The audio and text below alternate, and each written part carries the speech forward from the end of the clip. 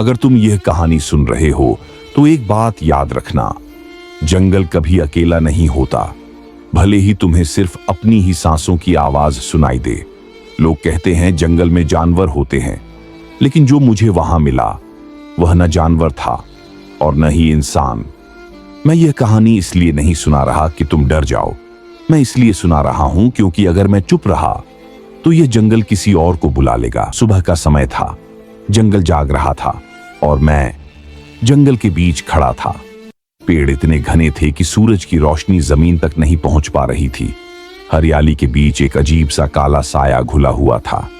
मेरे हाथ में एक छोटा सा बैग था और दिमाग में सिर्फ एक सोच, काम खत्म करो और शाम से पहले लौट जाओ।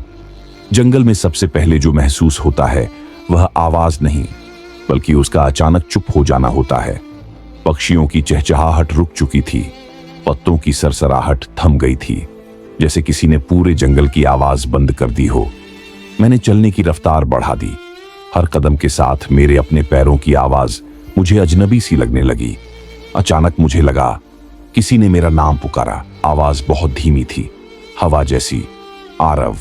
मैं रुक गया और चारों ओर देखा। पेड़ वहीं थे, अंधेरा वहीं था, लेकिन आवाज गायब थी।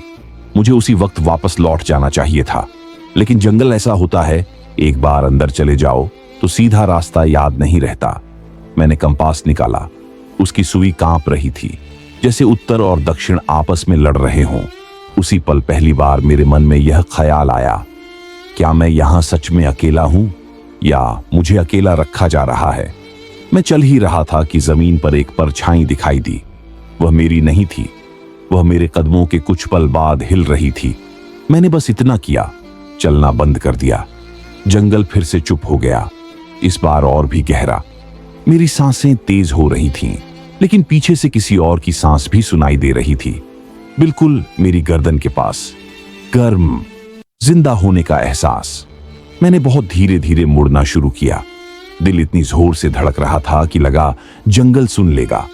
जैसे ही मैं पूरी तरह मुड़ा, वहां कोई नहीं था, लेकिन जमीन पर दो पैरों के निशान थे, जो मेरे पैरों के निशानों के साथ साथ चल रहे थे।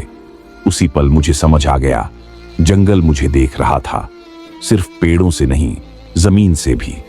मैं भागा नहीं, क्योंकि जंगल में भागना शिकार बनना होता है। मैं बस चलता रहा और हर कदम के साथ यह महसूस करता रहा कि कुछ मेरे बिल्कुल पास आ रहा है।